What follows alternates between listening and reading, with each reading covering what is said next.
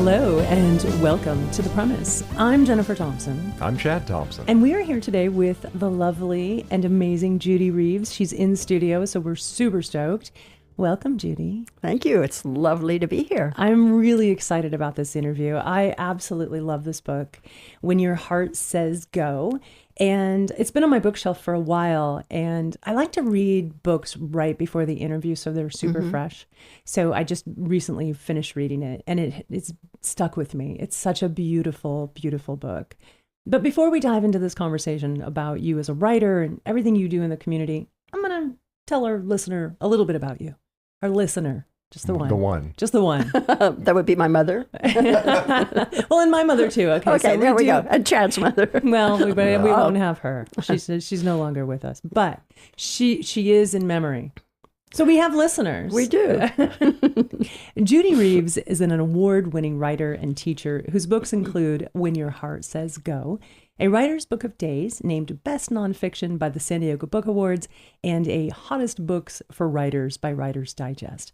Also, Writing Alone, Writing Together, The Writer's Retreat Kit, and Wild Women, Wild Voices. Her fiction, nonfiction, and poetry have appeared in many journals and anthologies. She is a longtime teacher of creative writing and has taught at UCSD Extension and has led community-based writing practice groups for more than 30 years.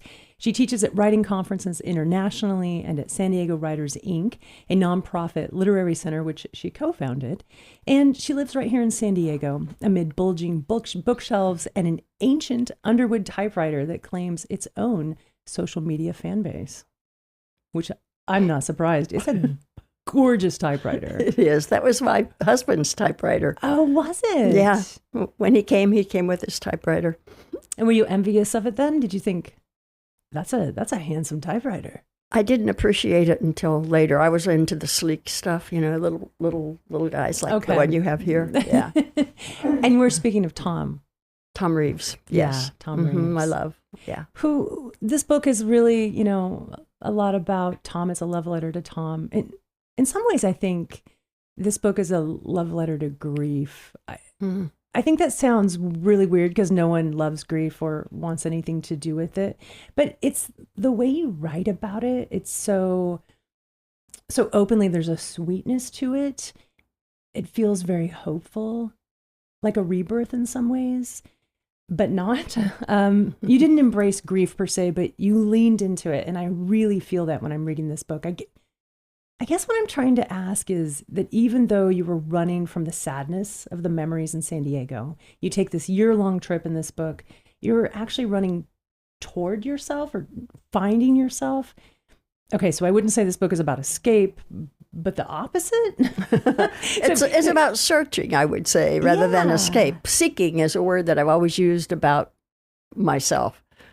Always seeking whatever it is that will settle this unsettledness down. Yeah. Yeah.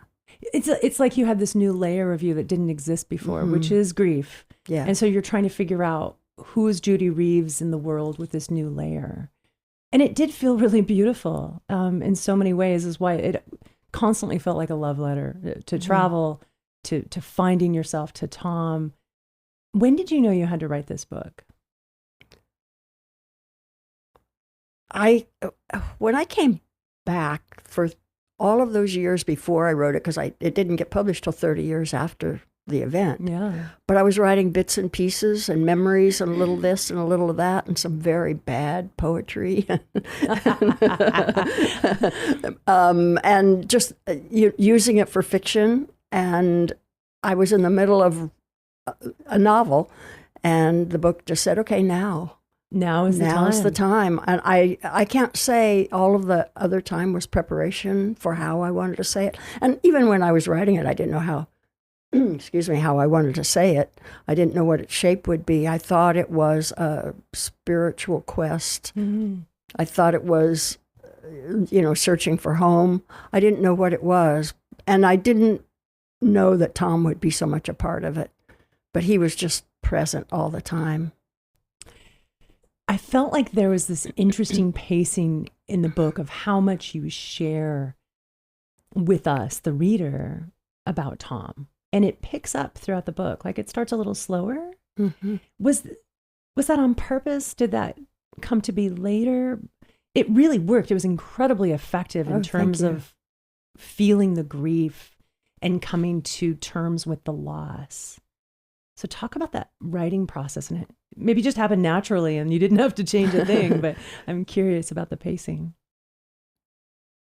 That I'm going to, when you're writing a book, you don't necessarily know how it's going to come together. You have an idea, you think, and things show up and then they go. And then at some point, you have to be able to step back from it and look at it as a thing.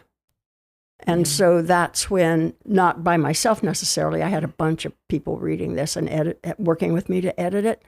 But it just felt like the pace of when I had to leave the trip, when I had to leave the travel and come back, coincided with the pace of the suddenness of his death. Mm-hmm. Because even though he was diagnosed only 6 months before he died, which isn't very long at all,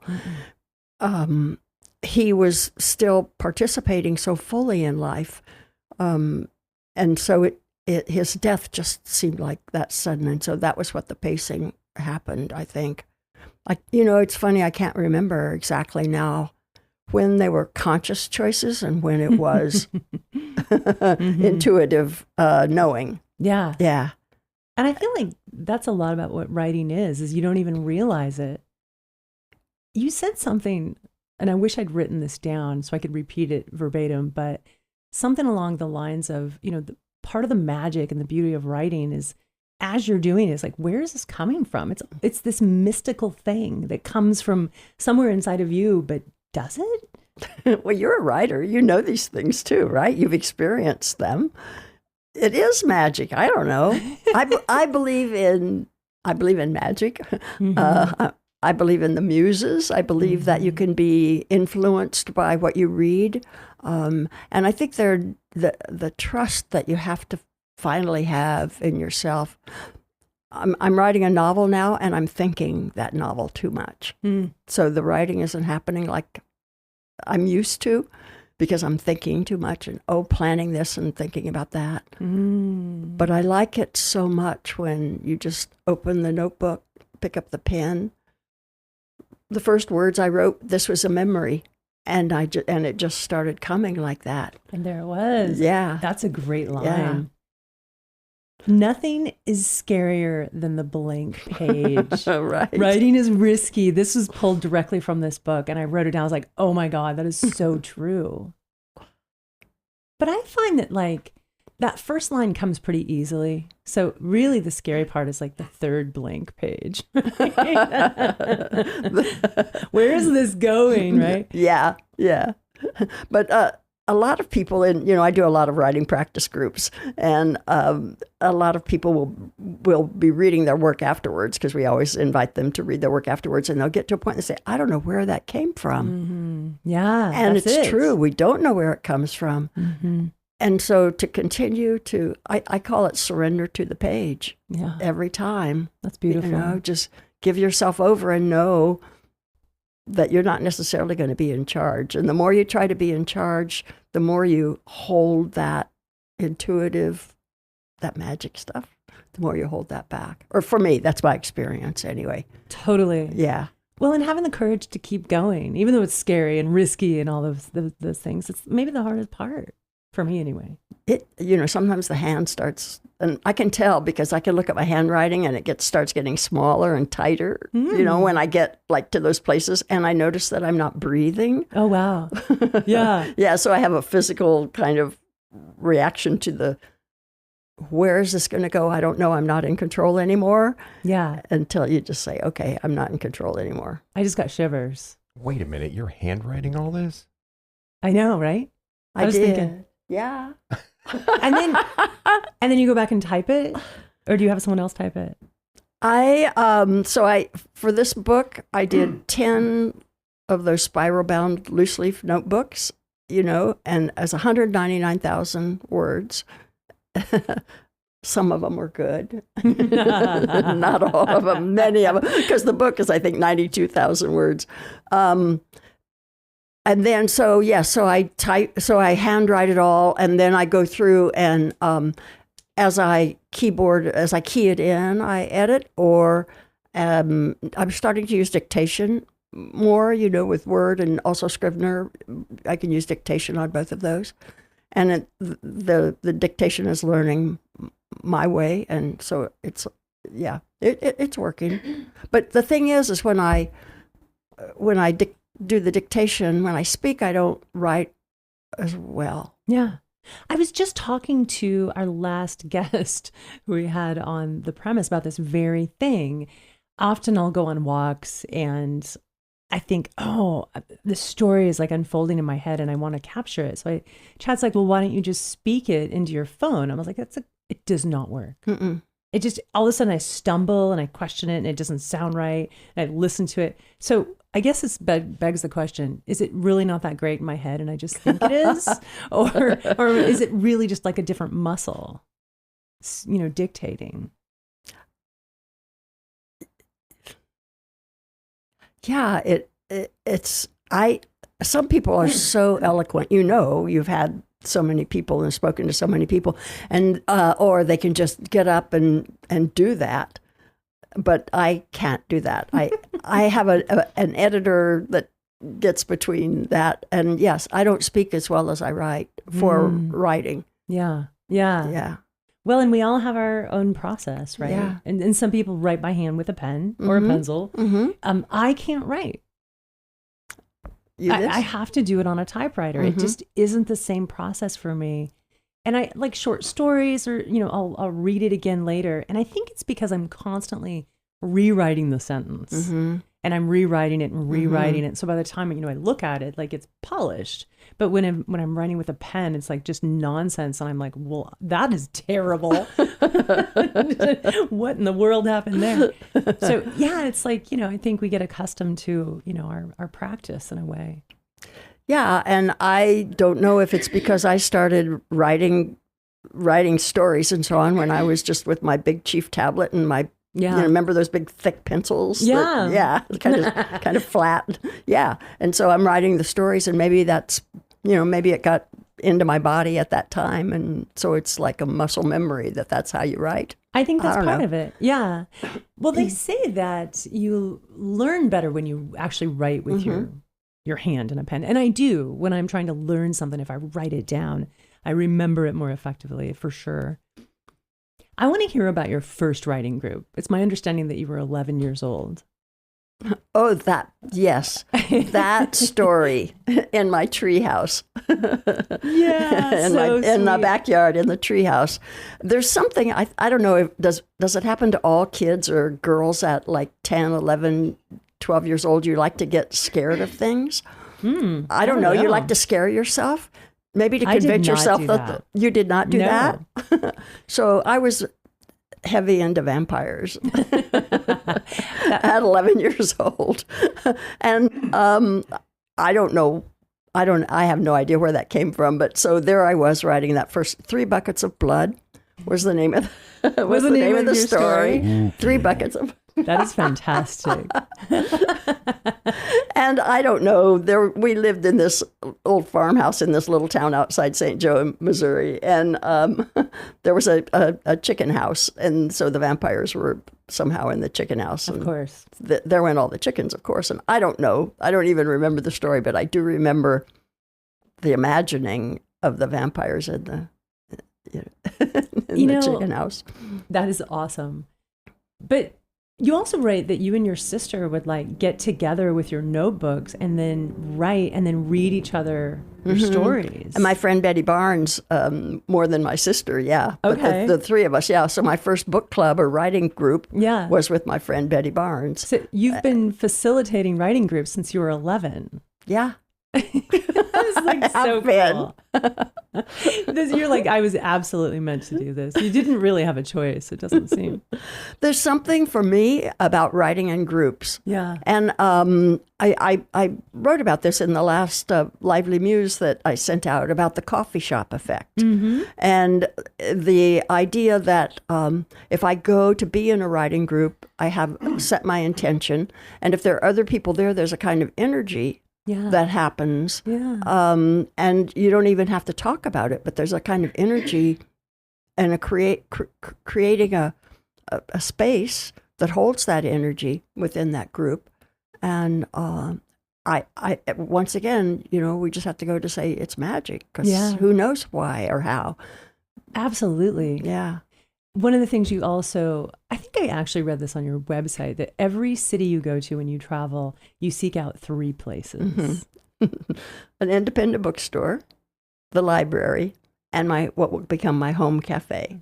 Right. Yes. Right. Which I love. I was just in San Miguel, the Aliente, for the writing conference there, and I did that, the Aurora bookstore. I went to the Biblioteca, and also it was called Kibok. Kibok, which means good smell in some indigenous language. I'm not sure which one it is, Aztec or whichever one it is. And I went there 4 days in a row. And you go, and then they say, "Oh, hi, you want your Americano? Yeah. Americano today, hot or cold?" You were becoming a local. Yeah. That's lovely. I love writing in coffee shops. I think there is a magic to it. Mm-hmm.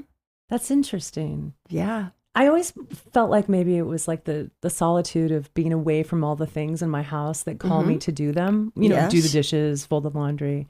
But there's no choice in a coffee shop. You can just sit and write. Yeah. But there's more to it than that, isn't there? There is. And I think it has to do with the other people who are there. They're also doing things. Yeah. And many of them doing creative things. A lot of them are, where I go, a lot of them are students, doing their student work. But there are also people who come in and they're doing video things on their computers. There's just all kinds of creative energy. And in fact, I have just witnessed you and your tea, how you make your tea and what you brew up. And there's a certain creativity to making the coffee, and it's the same kind of everything about it, the way they're decorated. Not all of them, because some of them, as we know, are chain, and they all look the same. And so you can feel safe wherever you go there because it's always the same thing. But the local people and what they do, like Lestat's, when we go on Thursdays, in order to go upstairs where we meet, we open a sarcophagus, an Egyptian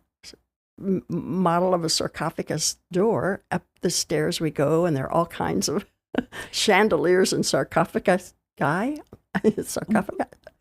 That's awesome. Well, first of all, why do you go to Lestat's every Thursday? My Thursday writers group meets there. Okay. Every Thursday at 5:30. Which Lestat's is that? In Hillcrest. Oh, okay. I've been to, there's many Lestat's in San Diego. Yeah, 3. Mm-hmm. But I haven't been to the one in Hillcrest. I didn't know there was an upstairs. There is. And you can rent the space? That's really cool. We do. San Diego Writers Inc. Awesome. Pays up. John Hustler, who's the owner, and all of the baristas are just so supportive of Very cool. local creative people. Yeah. I think that's true of coffee shops. That's probably why you seek them out.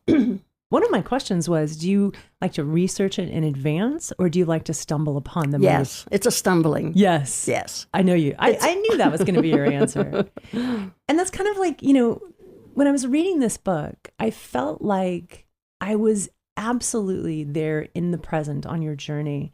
There's a curiosity to your writing, like you're discovering it for the first time, and I am as a reader.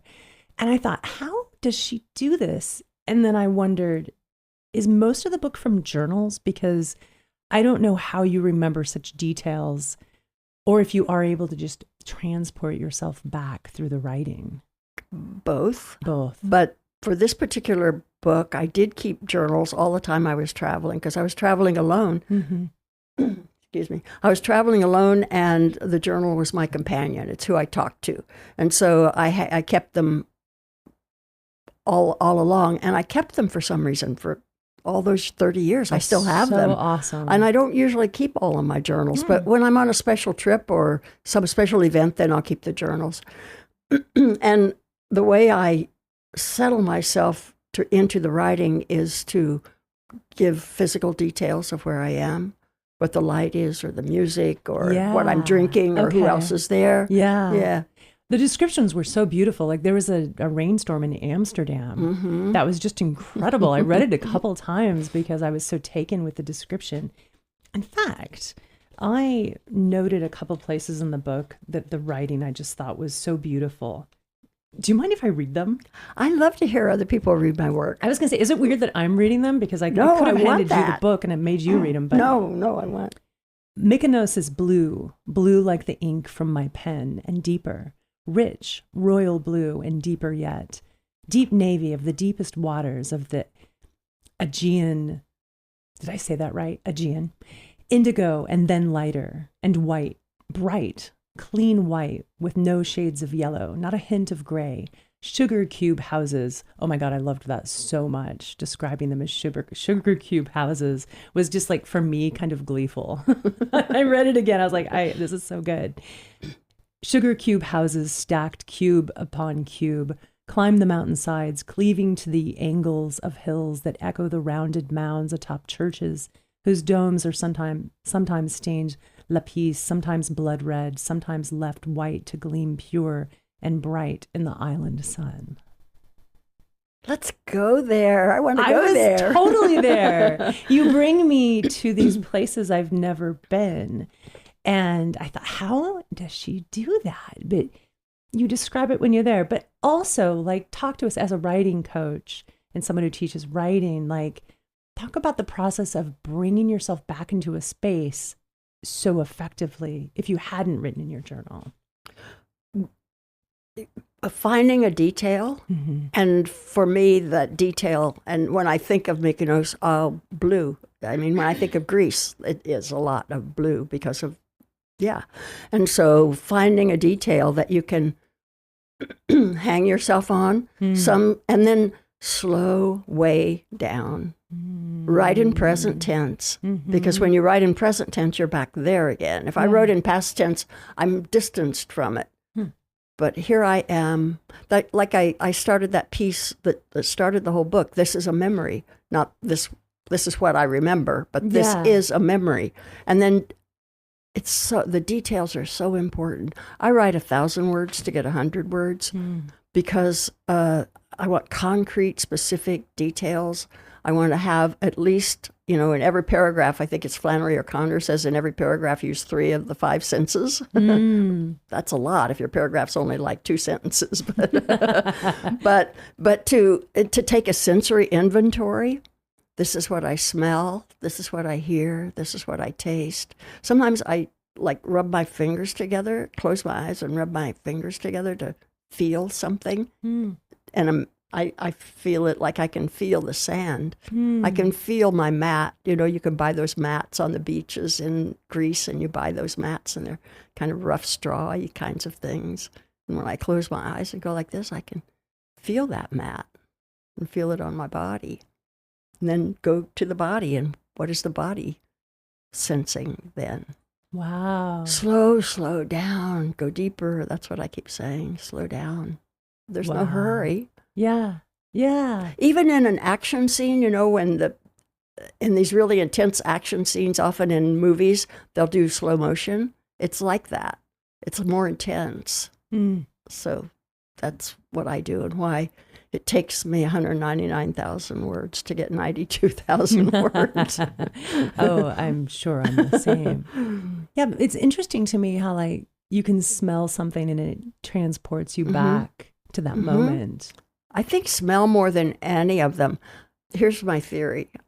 It's totally unscientific. It's lizard brain. Like when we were early on in our development as living sentient beings, that's how we found our food, and how we knew our way around was by smell. And so that goes directly to the lizard brain. Yeah. I know these things, but smell is, and it's an intimate sense too, isn't it? Totally. Yeah.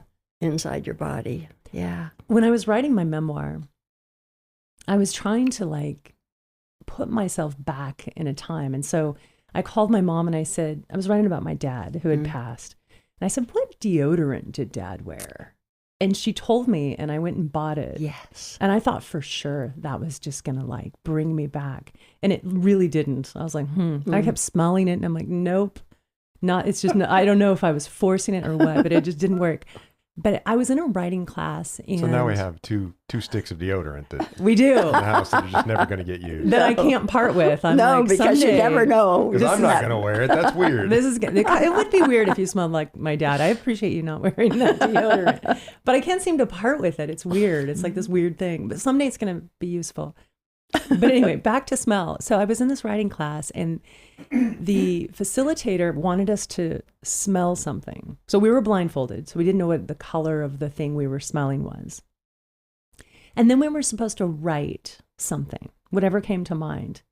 And I wrote this story of being 5 years old. And I remember sitting on the earth in the sun and watching my mom work in the garden. And I was picking carrots out of the earth and eating them. And so I told this whole story of this memory. And then she went around the room and she asked everyone, okay, well, what did you smell? And I said, beets. I was convinced. Say it again. Bees? Beets. Beets. Oh, but you were eating carrots. But in the story, I was eating carrots. But in my mind, I smelled beets. And guess what it was? Carrot juice. I was like, really? Ah, that's what she had you smelling. She had us smelling carrot juice. But like, I was just absolutely convinced I smelled beets. But the story that it brought to mind was of eating carrots. And I was like, wow, the mind is really powerful. We second guess ourselves, don't we? We do, don't we? We think we know it all, but we really don't know anything. We know nothing. Oh, that's why we have to trust the pen, because it's going to tell us, like, I bet that was a wonderful, beautiful story. And it sounds like such a sweet memory when you tell it. It was a sweet memory, and I had forgotten it. Mm-hmm. Yeah. And, you know, there are times when I've been writing when I'm like, I have no idea what happened. I have no like bits and pieces. And at one point I called my mom and I read her this piece and I said, I don't remember exactly but I just want to read this to you. And she said, yeah, that's exactly what happened. I'm like, wow, really? Because I thought I made it up. And that's one of the things I do as a technique. And when I'm trying to remember is just make it up, just write whatever comes to mind. And then pretty soon as my pen is moving or the keys are tapping in my case, it all of a sudden it's, wait, oh no, this is how it happened. And it does come to be. It works its way through, I think. The memory and how that all works. I mean, we have to keep going back to that magic, don't we? Because, I mean, I know that there are certain things that can't be explained of how memories hook together and why, as we get older, those connectors get thinner or whatever happens, that the synapses don't snap anymore. Exactly. Yeah. So there's some kind of a physical thing as well as the magic thing. Yeah. I mean, I'm fascinated by neuroscience, but I don't understand any of it. Yeah. But it's fascinating. I want to go back to your book, When Your Heart Says Go. And I want to talk about the grief.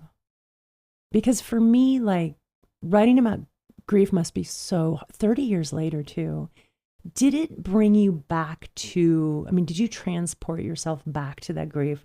A, was it difficult? And B, was it a way to process it more fully? And was it needed? It was grieving still and again. Mm-hmm. It was like layered grieving. And because I could go back and had such strong memories of particular instances. Tom was a voice artist. He was a voiceover guy, and he did commercials and video. You know, in fact, that's how we met. I hired him to do some work for me, and so I have tapes of his. I have cassette tapes of his voice. Oh wow! Still, so you could hear them. I can hear them. I almost don't need to, because I can, certain things I can just hear. So I would sometimes be absolutely beside myself with, grieving again, with just allowing myself to go back into it, because I think it's a good thing. Mm-hmm. I think it's a good thing to feel grief. Yeah. I think it opens our hearts in ways that need to happen to experience again. What a gift for me to be able to love that deeply, that all these years later, and I know I'm not the only one this happens to, that I can still feel the loss and also feel and to me, that's kind of how the grief works. It's a sadness, but it's also a joy in a way. Sure. To relive that love. I wouldn't be grieving this much if I hadn't loved that openly, right? So it came to me in different layers like that, and it's really hard to separate what was when. Whether this particular feeling of grief as you're writing it now is new, or did it exist then? Yeah, I think that's interesting. It's just carries on. Well, I said before, there's like a sweetness in it. And I've always been I shy away from reading books about loss and grief and cancer. And, that to me, I'm like, I don't want to be sad, right? So I avoid them. But to me, my favorite parts of the book is when we went back to Tom. And those moments when you're losing him in the hospital were so beautiful and so sweet. I felt healing in the writing of your experience, in your writing of your experience. So it was very interesting. It changed my mind about reading books about grief. And I think there is something really important about it, that we face it with the curiosity that you've exhibited within every word of this book. What every writer wants is for someone to say how they were there, present with you when they were reading what you wrote. So thank you for that. Thank you. Oh, yeah. You're welcome. And thank you. One of the things that you said was, figuring out who Judy is. And part of this comes from Alcoholics Anonymous. Sobriety plays a really big part in this book and in your life. And, I guess in AA, people name each other, right? So writer Judy. Yeah. So I think you were Nice Judy. Nice Judy. As opposed to Crazy Judy, because there was a Crazy Judy there. And you're already. She was already. You're like, I wanted to be crazy. I don't want to be Nice Judy. I don't want to be Nice Judy. Who wants to be Nice Judy? Nobody. And I totally laughed. It's that Midwestern niceness that we've all heard so much about. That's right. Chad's been running from it his whole life. The Midwestern boy that he is. But you said, I want to be known as writer Judy before I'm dead Judy.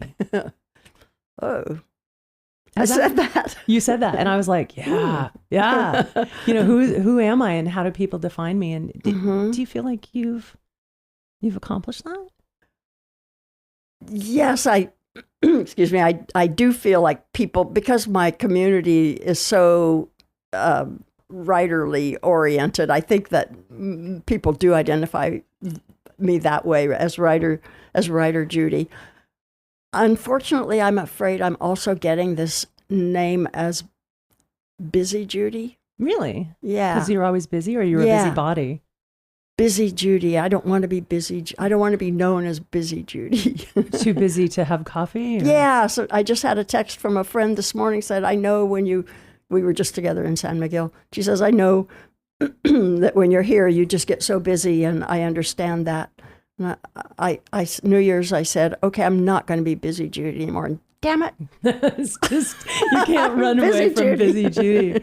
I think it's like, it's life. I think the world moves so quickly, and there's so many ways to communicate, whether it's social media or email or phone or text or IM or whatever, yelling. There's so many ways to communicate, and there's so many touch points that we are in this loop, and it's going too fast. It is. And I don't know how to slow it down. And part of it is aging. I have a theory about it. Okay. That as we age, we have more information in our head, and we're literally heavier in terms of the mass of our brain, the amount of mass in our brain. Chad's laughing at me because he likes to do things scientifically, whereas I like to just make shit up. But I just feel like there's so much. You're with me. I know you are. There's so much information in our head that we're moving faster because we just weigh more. Chad? That doesn't make any sense. You don't think so? Okay, Judy, does that make sense to you? Like when we're children, we're learning, right? Mm-hmm. We're learning and we're sponges, and it like there's so much more space in our brains, and a year takes forever. Yes, I'm 6.5. Right? We never say I'm 6 or I'm 7. It's I'm 6.5. Quarter. Yeah, we count the days. Right. Yeah, exactly. And now it's like, now it's more in decades. I'm in my 50s. Yeah. Yeah. And so the image that I have, and this kind of goes back to those filaments connecting things. Yeah. I think we have so much information. This is a lot of why can't remember things is when you remember that movie we saw, and it was that guy, and he was also in that movie, and so it's like these filing cabinets that we're pulling out. That's why we're heavy. That's why it's heavy. Yeah, because our filing cabinet's full of stuff. Exactly. It's so true. Yeah. So, and also I'm an extrovert. Yeah, and so I love to be with people, and so I make up things that we can do together. And I love it. So I'd bring it on myself. Right. Busy Judy. Because if you weren't busy, that'd be very boring, and you'd find something just. Oh, what if I weren't so busy that I could like Judy? I would love that. Oh my God, I want lazy days more than I can even begin to describe. Well, let's just talk about this journey. I mean, you sold your condo, and you went on what was to be a year-long journey by yourself. Mm-hmm. Why? I mean, I know why, because I've read the book. But all right, but tell us, like, why was that so important? Why did you suddenly know that's what you needed to do? I have always loved traveling. My father, I wrote about it in the book, how he opened up his world atlas, and we sat side by side, and he told me, and he wanted to be. He didn't get to be the traveler that I know he would have loved to be. So I always had that curiosity that came early on, and I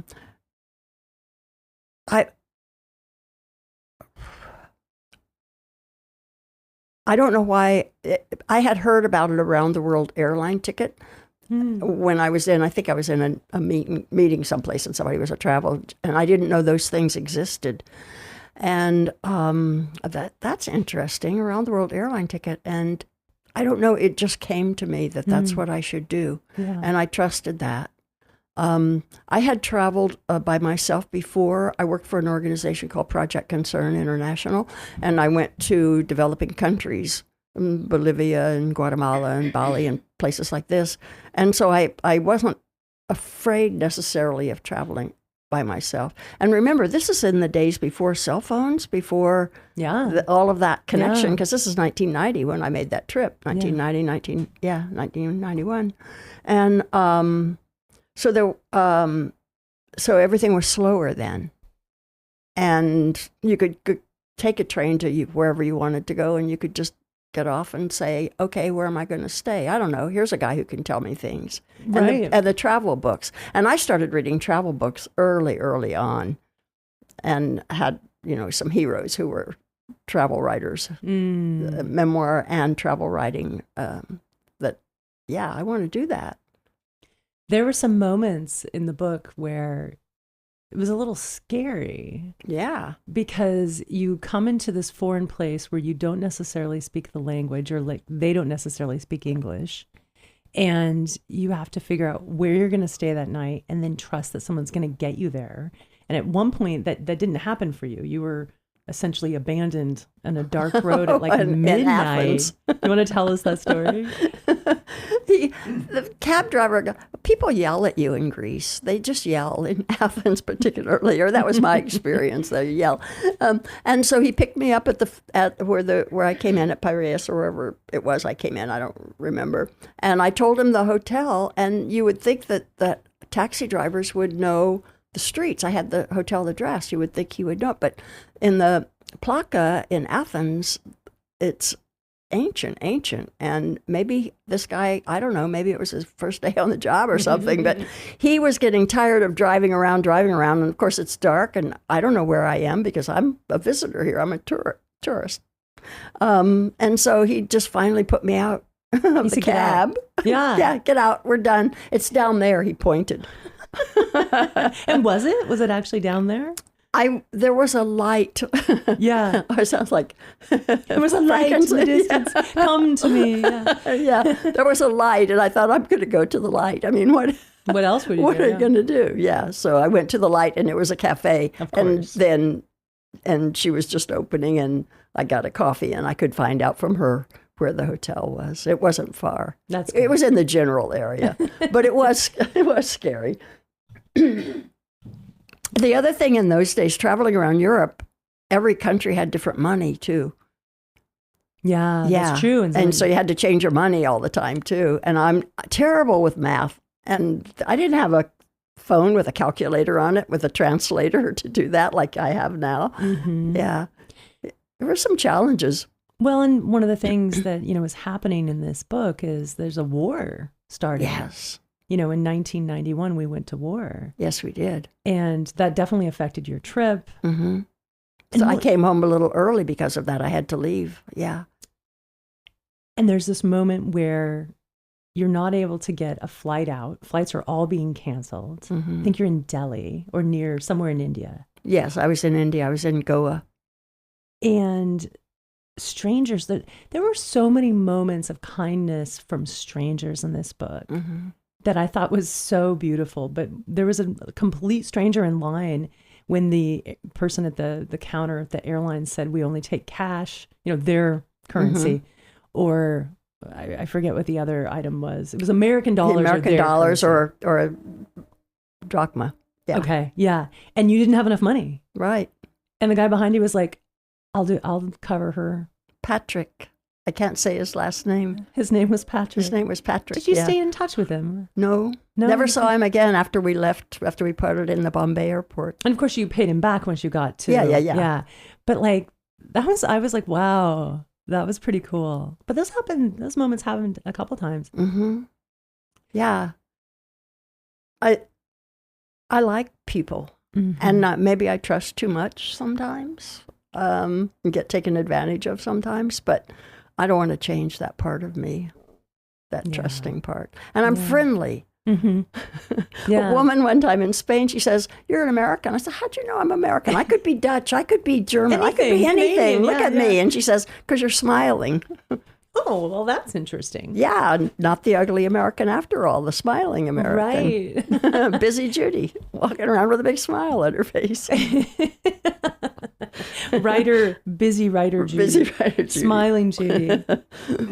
There were a couple moments in the book. This thing kept happening to you. 3 different men, strangers. Judy's walking along, minding your own business. And in 3 different places in the world, 3 different men walked up to you and whispered to you. One of them was in Rome. He said, "Remember me from 20 years ago?" And then he just walked off, right? Yeah, he just kept walking. I was like, okay, that was weird. But then it happened again in the Dubrovnik. Yeah, Dubrovnik, uh-huh. Do you know this song? And he hummed it to you. Yeah, Lara's song from Chicago. Yeah. And then there was a third one with a man in India, and he said, "You are my mother's sister contact." And then he walked away. Yeah. What do you make of all that? Man, what are you going to say? I mean, maybe. Or they were all secret agents. I mean, I was like, or I believe in magic. Or at least they wanted you to think that. I don't know. I just think there's a little bit of mystical something in those moments where they were called to say these things to you for some reason. Well, clearly the guy in Dubrovnik would like to have, let's go have a drink or something. He was singing and we kept walking together. Okay. But the other guys, just passed me by. Said that and passed me by. Yeah. That was the moment. Yeah. I wonder what. There were several times where you were offered opportunities to have sex or to have intimacy with men. And I remember every single time I was like, oh, I wonder if she's gonna like, is this gonna happen with this guy, right? Like I just kept like waiting for the time, but it didn't. You were I did not. That's not why you celibate were that whole time. Yeah. Which was unusual for me, I have to say. I mean, really, yeah. I just like, I don't know if you wrote it like that, but it definitely created this like tension, this little bit of tension, and they were very sweet moments in the and book. I had many fantasies, and, right. Yeah. Yes. You were dreaming, and your dreams were very interesting throughout this whole journey. A lot of times I felt like your dreams were telling you that you needed to take back your independence and your power. Mm-hmm.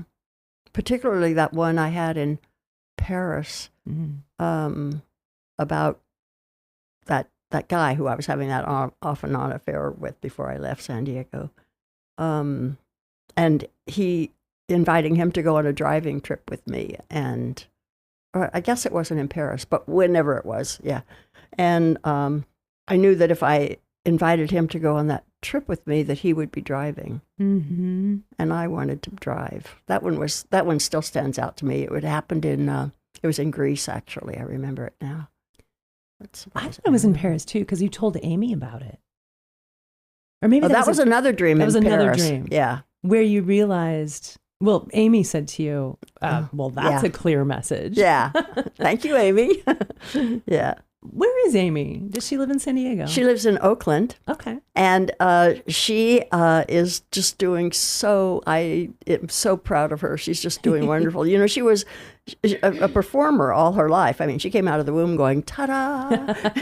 Well, and everyone, just so you know, dear listeners, Amy is Judy's daughter. Yes, she is my beautiful daughter. I also have a son, Chris. But so Amy, so she did comedy and stand-up and all of those things for years and years. And then it's like, I guess I better get a job. So she became a cop and then a detective. Wow. Yeah. As she says, I had a captive audience finally. And now she's retired from doing that. And now she's doing creative work again. And I'm just so happy for her. No, that's wonderful. Yeah. We get to do projects together. It's fun. Very cool. Yeah. I love that, she joined you in Paris and spent a little bit of time with you. That was Yeah. very sweet. Yeah. What was your favorite part about diving back 30 years and writing this book? I think it was certainly some of the places, but I think the interactions with people, those interactions with the strangers who were so kind, but just also the thing about being a member of the 12-step organization is that no matter where I went in the world, except Yugoslavia, I could find a meeting, and I could go there and I would be with people, like be with my own kind, if you will. Yeah. And so I met so many people that way. And in a way, that was why it was safe for me to travel by myself too, because wherever I went, I had connections. Yeah. Yeah. You just go to a meeting and you say, I'm Judy and I'm an alcoholic. And they say, welcome, even if you don't speak the language, you can still feel it. So it was a lot of those connections with people who I made.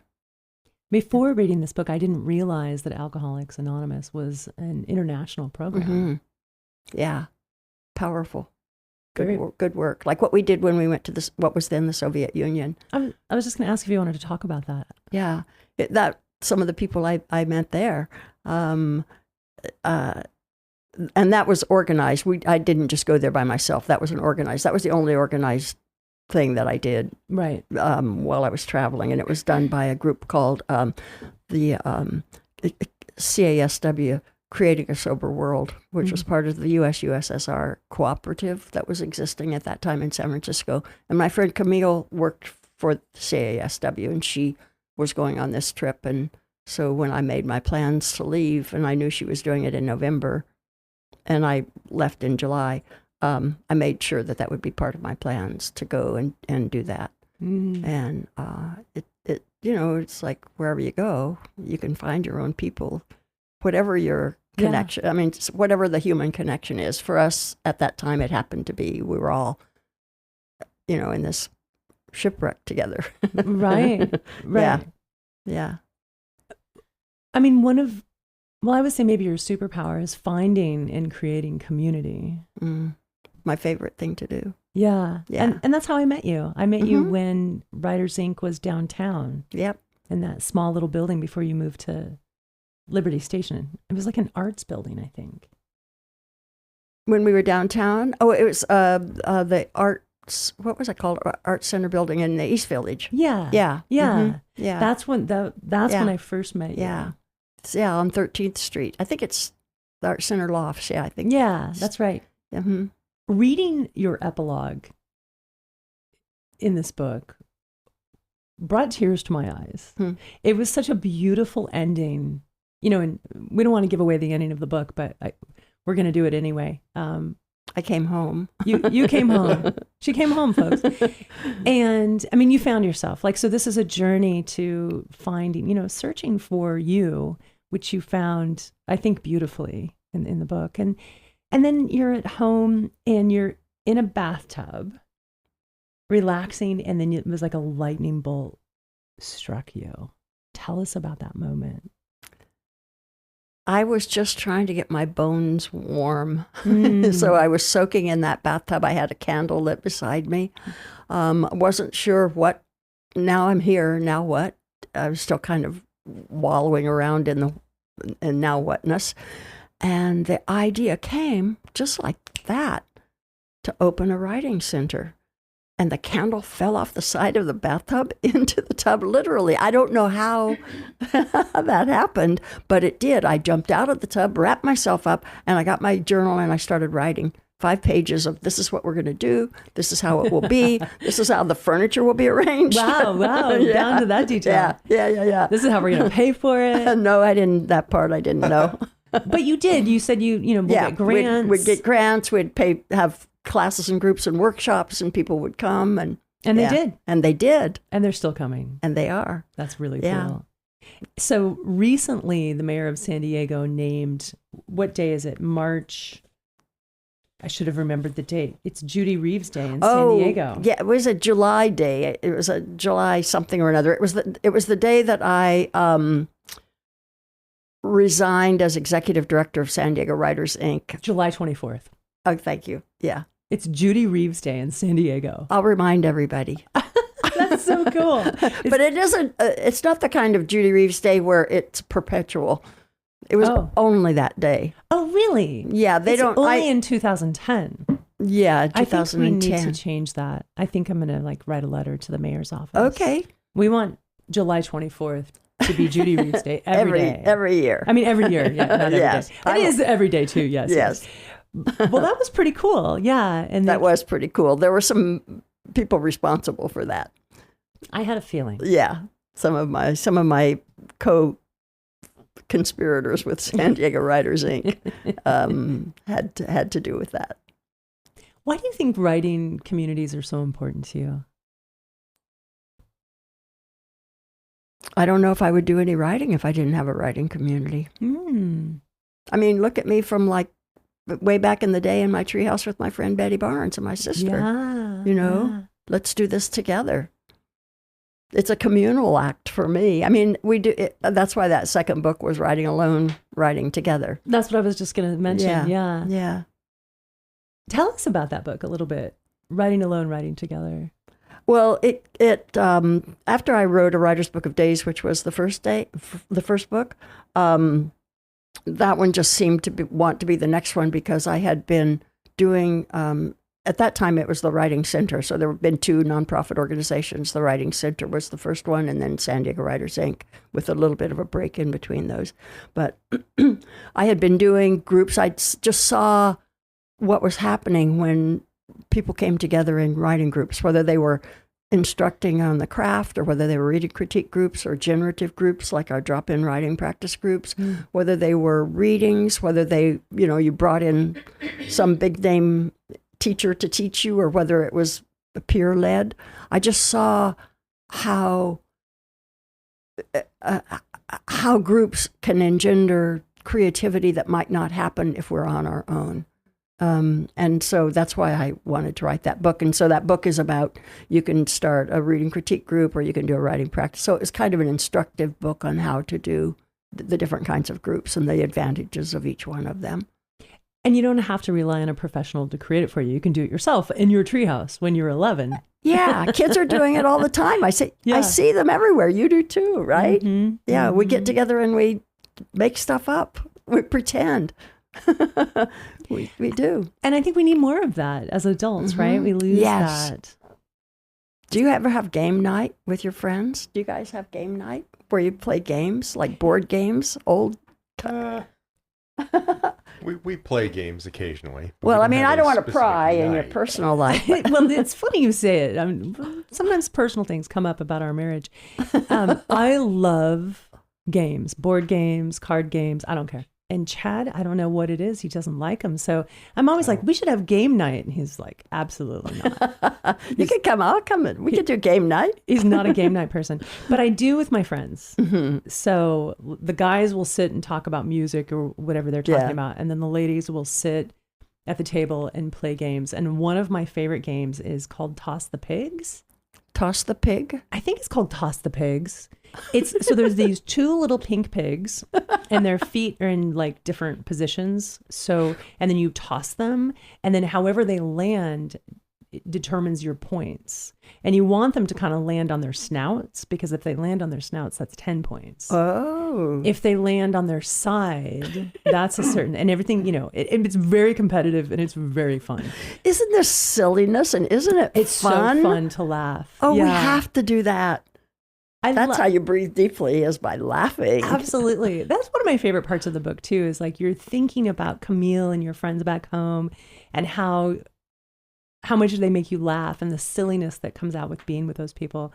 I mean, that's what good friendship is about. Oh, yes.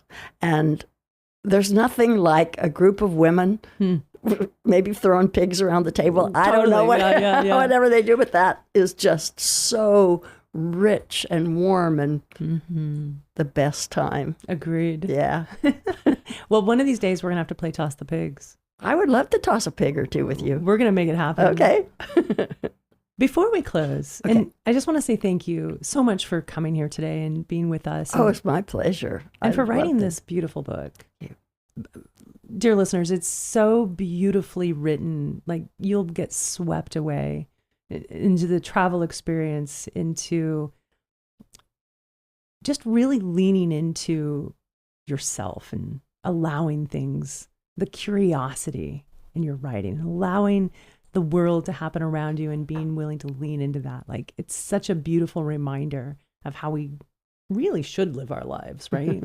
So I hope everyone will curious. buy it. I think that's one of the things that keeps us young is that curiosity, right? Indeed. When was the last time you saw something or learned something for the first time? Probably yesterday. Yeah? I'm constantly learning new things. Chad and I recently started doing the New York Times crossword puzzle. Oh.